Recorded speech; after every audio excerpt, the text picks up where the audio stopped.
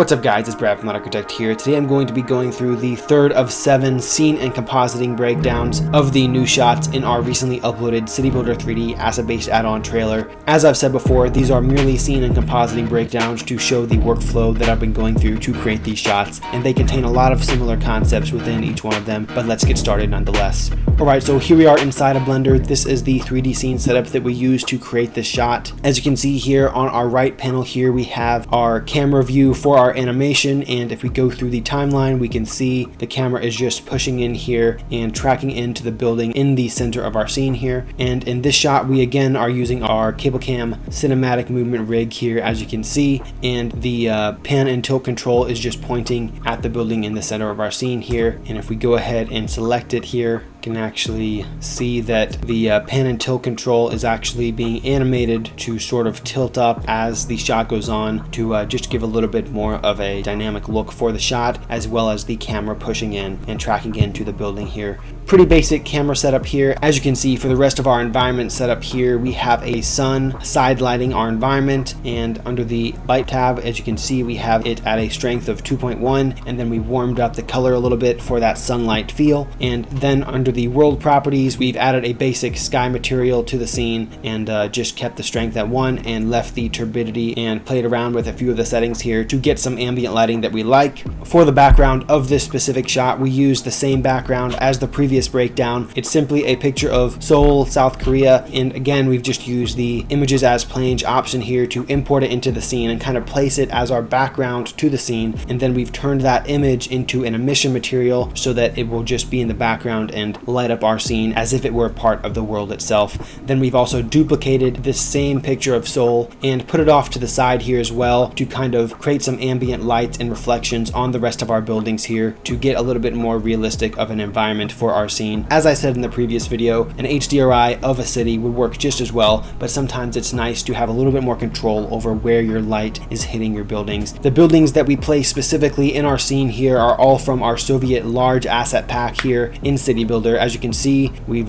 just imported a few of the large buildings here. I think we've used all of the large buildings from the Soviet pack and then just duplicated a few of them to place them in different parts of the scene to get this nice dynamic shot pushing through the city here that kind of creates nice parallax with the foreground and the background city elements. Finally, to bring the world together and add some realism to the ground in our scene, we've also added a particle system with several city assets attached to it. We've used these 2 Soviet assets that I placed off to the side here. I've grouped them together in a collection, and then on this particle plane creating our ground, I've just added a particle system and then just distributed those buildings across the plane here. As you can see, if we scroll up and we enable the viewport option for this particle system, these assets are distributed pretty nicely along the base here of our scene. And to create a little bit more random variation within the buildings on our particle system, under the render tab in the particle settings, we've increased the scale randomness to 1, which allows the duplicated buildings that are distributed over that particle system to vary in size and create a little bit more of a realistic result. And yeah, that was essentially our scene setup here. Again, we're placing those bigger assets that are more the focus of the scene, more specifically near the beginning of our project process, and then to fill in the gaps of what needs to be added, we're adding that particle system and filling in the rest of the space to create the rest of that world. For rendering this project for our compositing process, we've exported both a mist pass and a combined beauty pass, as well as an ambient occlusion pass. I don't think we ended up using the ambient occlusion pass for this one, but we did decide to export it. And as I've shown in some of the previous videos, under the compositing tab,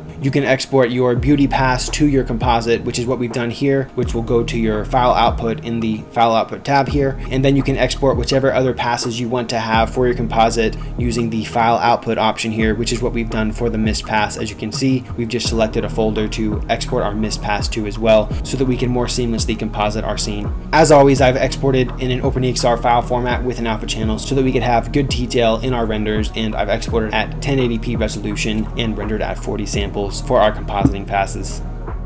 Alright guys, so inside of After Effects, the compositing process is super simple for all of these shots. I'll go ahead and play through the final composite just to get an idea of what the final result is, and then I'll go through a few of the different layers that we have here.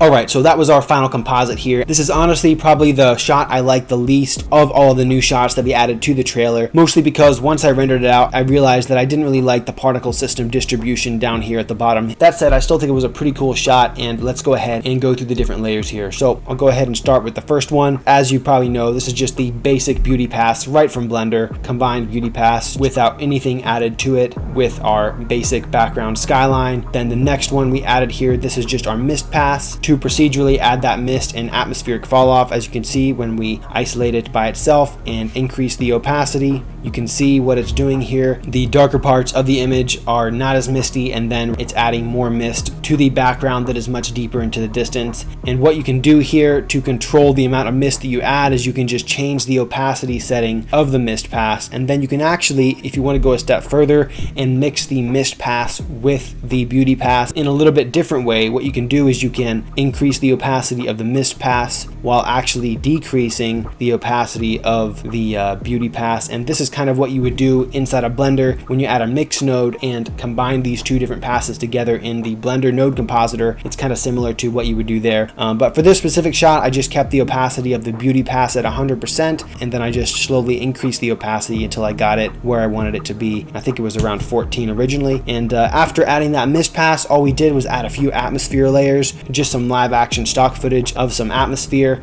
And we've just animated these atmospheres kind of crossing by the camera at different moments to create a little bit more of an organic feel. And then finally, since our renders are pretty flat right now, since we exported them in kind of a flat log look, we've also added our final color correction and letterbox to kind of give it that cinematic look and bring some color and depth back into the image. I've just used the standard Lumetri color from Adobe, and again, I've used the Fujifilm 250D look and played around with the curves a little bit. I've actually brought down the sky a little bit with the curve setting here. As you can see, if we leave it up here, the sky is pretty bright, but what we've done here is just brought down the highlights of the image to create a little bit more of a sunset cinematic look. If we rendered out the sky on a separate layer, this would be way easier to do. However, this worked pretty good, and we still have a pretty awesome looking sky for this specific example.